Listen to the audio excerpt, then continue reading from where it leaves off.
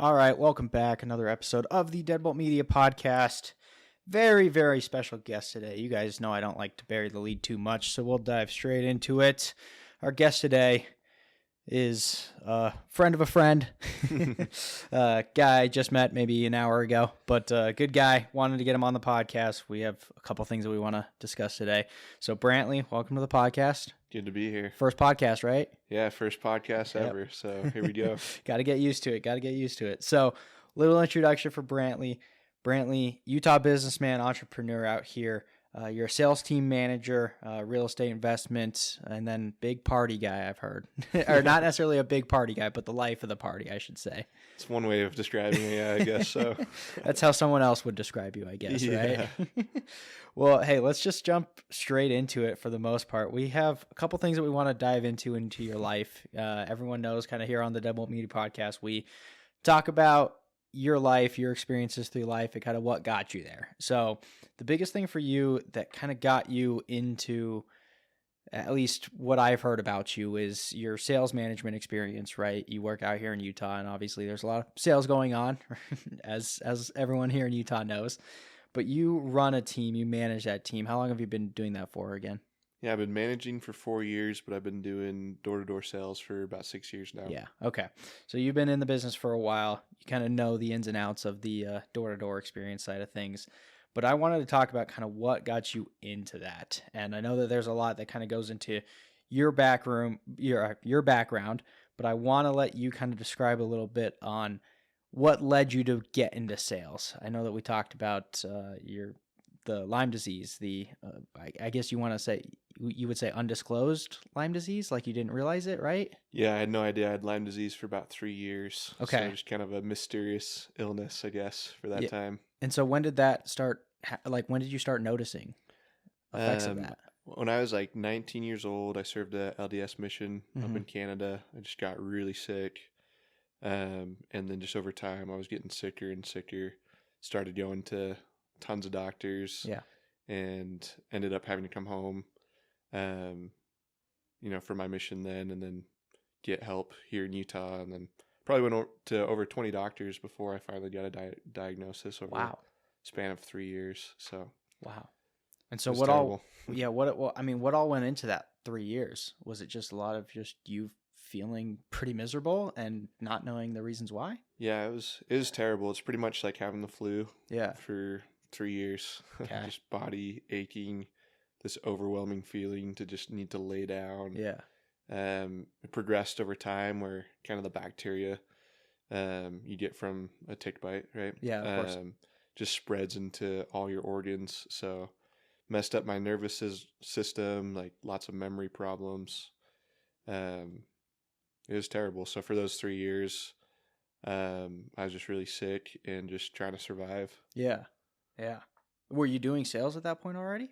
So that was kind of right before sales, yeah. Okay. So during that time, I was super sick and I was super broke because it was really hard to work a job while I was so sick. So I bounced through whatever job I could find, trying to find something that I could keep up with and have the energy for. Yeah.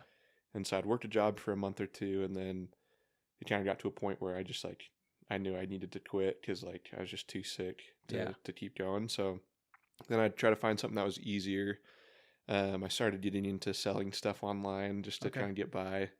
Old phones, Pokemon cards, and I literally survived off of some of my eBay sales. Yeah. Just doing that for a little bit. So that kind of jump started sales for me. Yeah. From kind of just doing whatever to make a buck just to survive. And then once I figured out my Lyme disease, got that diagnosis, started doing a lot to get well. Yeah. I kind of was super motivated to change my life, and I was super, super stuck for such a long time, and I didn't want to live that way anymore. So yeah, well, that's got to be I can only imagine it's got to be a terrible feeling to know that there's something wrong with you and not have any diagnosis for it. That was the worst part. Honestly, it got to a point where I didn't care what was wrong with me. I literally just wanted the doctor to tell me I had cancer and I had days to live. Yeah. I didn't care anymore. I just Uh-huh. wanted to know what it was so that I didn't feel like I was crazy. And like Yeah. that's the point, or that's what happened. At some point, it's like friends and family see you sick for like a long time. They don't know what's wrong with you, Mm-hmm. and you start to feel like maybe it's just in my head, or like, Yeah. or the people around you, think that. So just getting that diagnosis and just like having an answer, Yeah. it's like the most like freeing feeling I have had. Yeah. It's gotta be. I mean, when you sit there and you're so sick for so long and you have no idea why, when you finally understand why, because now you can start to battle it, right? Yeah. And I'm sure, let me ask you this. How has the battling of Lyme disease been? I don't know anything about Lyme disease. I mean, does it come with just constant medication? Like, do you just have to kind of keep up on your health and make sure everything's okay? Like, what does that look like post diagnosis? Yeah, it's kind of hard to pinpoint. There's a lot of like controversy out there. I feel like Lyme disease is something that like they're still discovering a lot about. Like there's just people have different opinions. For me personally, like I don't take any medication or do anything. I did that for like 3 weeks. Okay. It caused like a Herx reaction, is what it's wow. called. And so it basically is just like purging the bacteria out of your body. Mm-hmm. That made me super sick. For 3 weeks, I was like bedridden. Dang. I couldn't leave my bed. My brother brought me like all my meals. Yeah. And then after that, like I just started eating super healthy and trying to live like a super healthy lifestyle. Okay. After a while, I'd say I'm like 85% better. Yeah. I have a lot of sensitivities, a lot of gut problems. Okay. And then I probably sleep more than most people.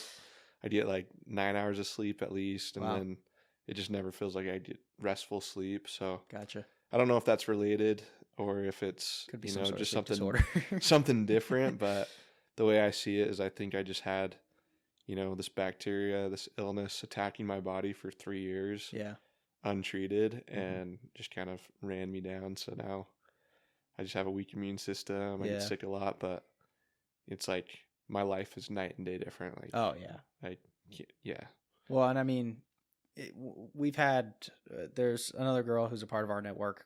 Shout out to Kara. I'll shout her out. We love Kara, but she deals with chronic migraines, right? And she didn't know. It's tough. Yeah. And it's kind of that same sense where it's every day you're just dealing with something. You're living with that pain. You're living with that just anguish of, I know I'm sick and I can't really treat it and I don't know how to treat it. Right.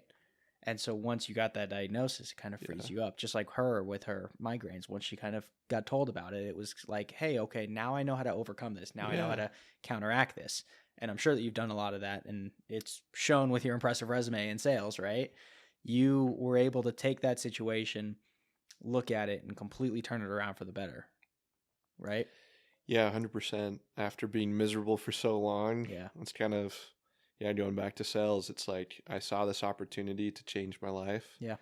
And that's the thing I love about sales. It's 100% up to you. Yeah. Like the harder you work, the bigger the reward. Mm-hmm. And so that's kind of my mindset with sales to begin with. And so when I got introduced to door-to-door sales living in Utah and everyone does door-to-door sales here. Of course. That's what I viewed it as. And so I worked my butt off. I was the hardest worker out there. I wasn't going to let anyone outwork me. Mm-hmm. Went out. I was a top rookie for the company. Was able to go from literally making, probably $5,000. Yeah. In between jobs, sick, surviving. I literally survived 1 year like off of $5,000. I was like borderline homeless. Yeah, that's crazy. But I went from that into a year of doing sales and making six figures. Mm-hmm. In such a short period of time. And so I'm super thankful for going through all that Lyme disease stuff now, because I would not have had that drive and that success that I've had without going through all that, Yeah, I like that. And here's a question for you. I'm curious about this. Do you think that you still would have had that, because you mentioned it before while you were talking about the Lyme disease, is you always just felt stuck and you wanted to do anything that you possibly could to get out of that, right? Would you think that do you think you would have had that same drive and same motivation to get out of the situation that you were in if it was a different job besides sales? Would I have the same drive to get out of it if it was a different job? Yeah, like I mean, if you were going into finance or something Yeah. like that, like do you think you would have had that same drive and determination, or do you think that sales kind of brings that out of you? No, I for sure think that's the cool thing about sales is Yeah. it gives you that opportunity that, like, you know, a lot of other jobs you're kind of capped. Exactly. And that's the whole idea, you know. Yeah. The more time you put into it, the more energy. Mm-hmm. No one's gonna like determine your ceiling for you. Exactly. Like, you get to decide that, and so I feel like sales is the perfect environment to bring that out of anyone, you know. Yeah, 100%. And that's why I asked that question. I always think about where I started from, and of course my background's different than yours in this situation. But when I first started sales, I always looked at it as just, hey, it's a cool another job, you know. It's another thing where I can go Yeah. out, I can do whatever I want, and I can try and make money, right? It's all determined on yourself. And I didn't look at it with that drive and determination as, hey, this could be life changing and it can get me out of whatever situation I may be in, right? Yeah. And so once I kind of made that switch and I flipped it in my head, then it's like, all right, that's how you become a top performer in sales, right? And The I'm sure you've seen mindset, this. yeah. Yeah, it's that mindset of no one's going to outwork me. I'm going to drive myself 110% at this, and I'm going to make as much money as I possibly can. I'm sure you've seen that plenty of times with different people who they just kind of walk in, they just kind of go, oh yeah, I'm, pardon my French, but I'm the shit. Yeah. Where it's like, I'm the guy who's going to show up and show out for this, and they don't always perform, because that's the difference between having the drive and determination to perform. You have something that you need to get out of. You need that money for a good reason. Or guys who are just in it for, hey, I can just come make money, get out, you know?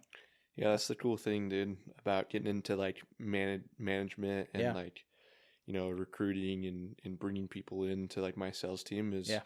being able to kind of share my story with them and inspire them to do the same thing. Mhm.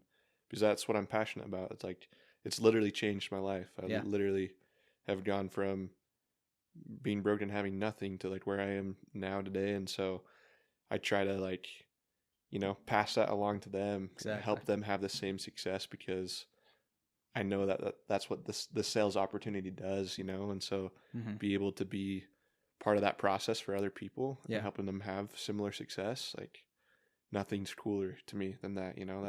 That's really fulfilling. Exactly.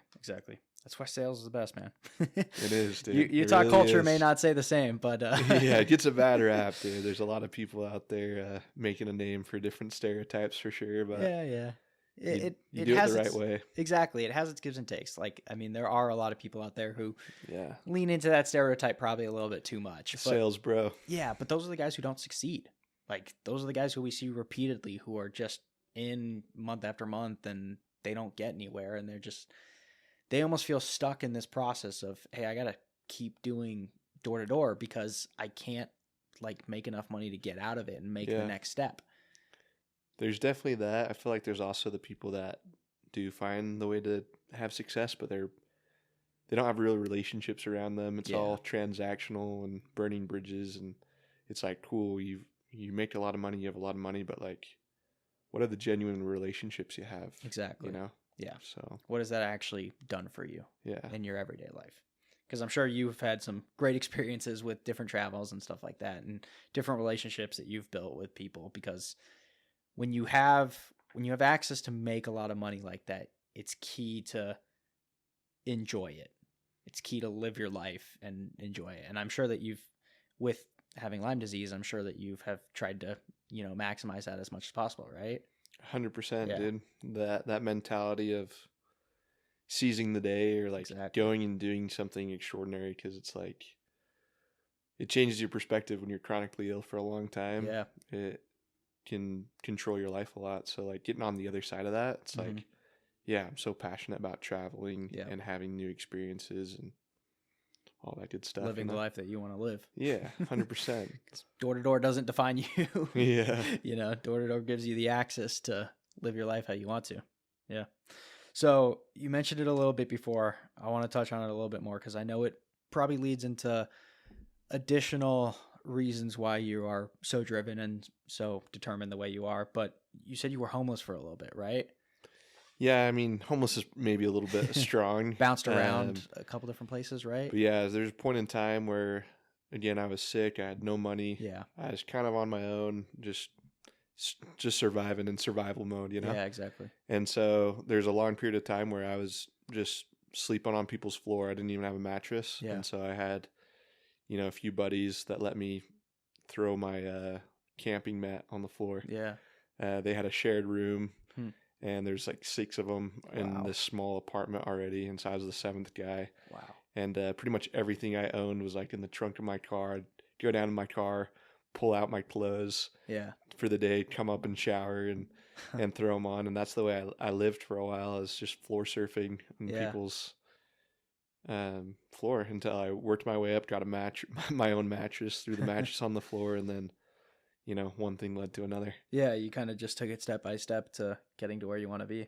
I was a few years, Yeah. while I was sick. Yeah, how many years? Was that over the entire 3 years while you were still like trying to figure it out? Yeah, probably about 2 years. Wow. Yeah. That's crazy, man. And so, I mean, what is that? I don't want to make this question so broad, but what has that taught you? Like, what has bouncing around like that and just kind of going, like you said, floor surfing taught you about, how to get out of those types of situations? Yeah. That's a good question, dude. I think just the perspective, it kind of forced me to, figure it out. Yeah. It's like super sick, don't have anything going for you. Like, it's just a tough position to be in, Yeah. So I think just like the perspective, like it's led to all the success I have now. It's made me super passionate about, I don't want to stress about money. I don't want to stress about ever being in that position again. Exactly. I don't ever want to feel that helpless and have to rely on people so much to just even know where my next meal's coming from, Yeah. And so now it's kind of molded me into like the person that I am and given me the passion that I have to go obtain financial freedom. Yeah. And be financially independent and try to do that with as many people as I can. Try to bring people into my program and help them chase that financial freedom as well. Yeah. No, I like that. What does financial freedom mean to you? Like, I've been thinking about this a lot recently because being out of sales and working with Deadbolt Media, financial freedom was something I took for granted while I was in sales. I didn't travel as much. Like, I did a lot of saving because in my mind, financial freedom meant financial freedom for my entire future. Yeah. For my wife, for my kids, for my family, like whatever it may be. I always thought financial freedom was my ability to save as much as possible and to have it all for the rest of my life. And now I'm kind of in the mindset where, I just went to England a couple weeks ago. I'm like, I want to visit the world. Like, I want to buy these nice, expensive things. Like, not necessarily go out and like buy myself a brand new car, right? But it's like, I want to have the access to, go out to a nice restaurant. I want to have access to being able to go on nice vacations, right? Yeah. What does that financial freedom mean to you? Yeah, dude, I think it's pretty simple for me. Like, I don't have to be crazy rich. Like, I have big goals. I do. But like, I don't have to have hundreds of millions of dollars, Exactly. Like, for me, and again, I learned that kind of going through my Lyme disease stuff is, I just don't want money to be a big factor and control me. I'm used to like having to, or like during that time, right? Like, I was stuck in a situation where I was miserable, I was unhappy, I was sick, I was working as hard as I could to still be broke at the end of the day and not be able to like fulfill my basic needs. And so for me, like financial freedom, or I even call it like wealth, is just having enough passive income to pay for your lifestyle. So all I want to do is get to the point where, I'm making money passively that covers my basic needs. Exactly. That money no longer controls the way that I live my day to day because I'm so focused on making money to, pay for my basic needs. That I can go pursue what I'm passionate about and the experiences I want to have, travel, like whatever it is. And not being stuck in that mindset that like I'm living paycheck to paycheck or I have to go put in all this work just to live my lifestyle. Like, yeah, exactly. That's covered for me. Yeah. It's nice to be able to have that same drive and determination that we're talking about and be able to put that to work successfully enough to where you don't have to worry about all that. That's something I've always thought about is It's the dream. Yeah, like, because you can have drive and determination for almost anything, right? But if it doesn't really get you anywhere, if that leads to that financial success that you're looking for, then what's the point almost, Like, yeah, it's always, I've always thought about that in sales. Like, that drive and determination leads you to be able to have that financial freedom for the almost rest of your life, right? So, it's just something I thought about. It's true, dude. Yeah. So you talked about having that passive income, and I know that leads us into kind of, I don't know if it's a new adventure for you. I guess maybe you should touch on this more, but real estate investing. How long have you been doing that for? I love real estate, dude. Yeah. I think I got my first place back in probably 2020. So just like 3 years. 3 years. I have 6 properties now. Nice. I got 4 of them this year, actually. So I kind of went from 2 to 6. Just this year? Just this year. That's awesome. So yeah, I guess you can say relatively new. Yeah. I've been doing it for a little bit. So why are you so invested into it? Like, what makes real estate so interesting to you? I just feel like that's the path to wealth, a really good path to wealth. Yeah. And so I always try to be future thinking. Okay. And so I kind of use the sales as the vehicle to buy real estate. And so got my first place. It was a little intimidating. I bought it, I think I was 22, 23. Yeah. At the time, and rented it out. I rent out per room. Okay. Started making, some cash flow off of that property. I'm like, this is awesome. Yeah, exactly. I'm building equity. I'm building, cash flow. Yeah. I want to keep it going. And so I just kept doing that. And then I started bringing my sales buddies into it. Oh, nice. And helping them get started and buying real estate with them. So yeah. And so you're just doing this all yourself, right? You're not doing it, you're not doing it Airbnb style, right? You're having actual people rent them out? Yeah, I want to get into Airbnb short term. Like, all of it interests me right now. I've just been doing long term. Yeah. I just buy, hold, and then I rent out per room. Okay. Especially with interest rates now and everything. It's so hard to get any kind of cash flow. And so right now I've maximized, what I'm bringing in every month by renting out per room, getting a lot more. So I think that's a smarter way of doing it. I think Airbnb's been going down recently with that kind of stuff. Yeah, I just feel like it's cooling off a little bit. Yeah, and I just feel like there's so many properties being built and being bought just to be Airbnbs. Yeah, it's the cool thing everyone's doing now. Yeah, but I don't know. Do you think it's killing the real estate market in a way? Or do you think it's just rising it up even more? Because it's just more ways to make money off of it. I think it's getting a little bit more saturated. Like, more people are doing it, but I think it just kind of weeds people out that, like, aren't as serious about it. Like, yeah, exactly. You just got to be a little bbit more committed to, like, figuring out how to make it work. So yeah, I think it will continue to be good. I'm excited to get into it. Yeah, exactly. Have you had any crazy experiences with anyone living in any of your places yet? Dude, it hasn't been too bad, honestly. I feel like Utah's like a great market finding tenants. Yeah. I've had one person that, like, kind of got evicted. Yeah. They just changed their mind a few weeks after getting in, and hot dang, they were a headache. But yeah, occasionally I get the 12 a.m., 1 a.m. call from a tenant that, like, the alarm's going off or something. Oh, really? But honestly, it's not too bad. I have, I think, 29 tenants right now. Not bad. Between the 6 properties, so it's a lot to juggle myself, but it also isn't too bad. Yeah, it's not too much of a headache. You know, you might hear from one of them every month. It's worth it. There's something every week. I mean, a couple things, like, but it's 20-30 minutes every day. Yeah, exactly. Just a little thing, but nothing too worrying. One of these days I'll get a property manager finally. Yeah, exactly. That'd be nice. What goes into getting a property manager? Like, what was that?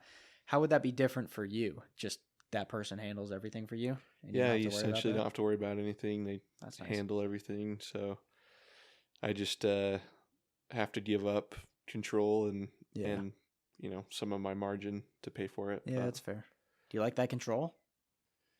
Yeah, I mean, I'd be okay parting with it. The biggest thing Yeah, is just the cost and feeling like I can handle it right now. So once I, get big enough, it becomes more of a headache, then I'll justify Makes sense. hiring it out.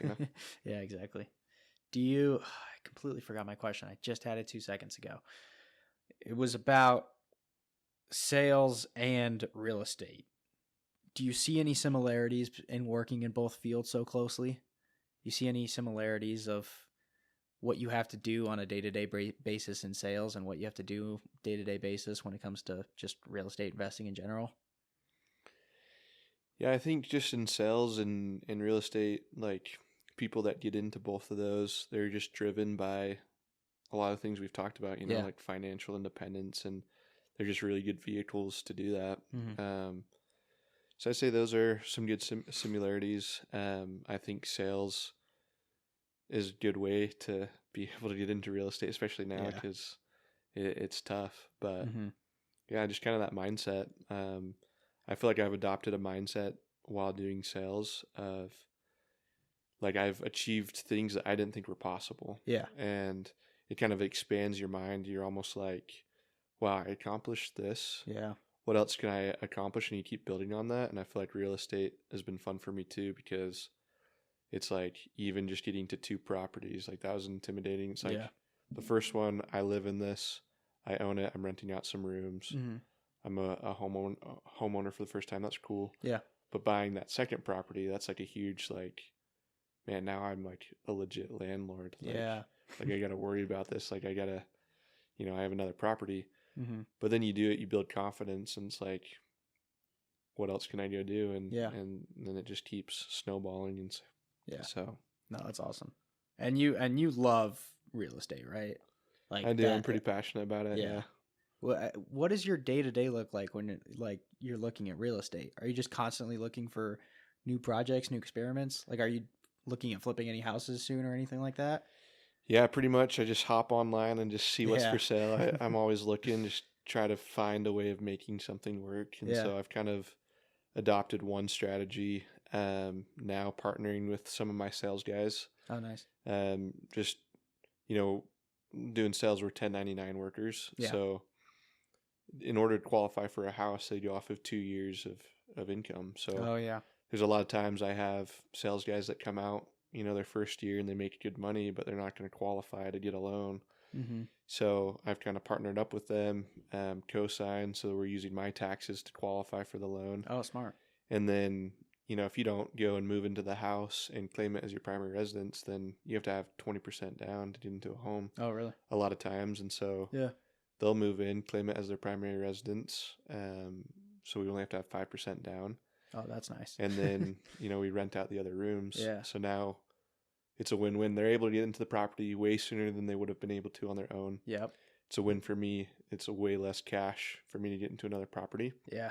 And so, it's just finding the right people to partner up with has been like a big strategy for me. And then I'm interested in everything. I'm actually looking at my first flip.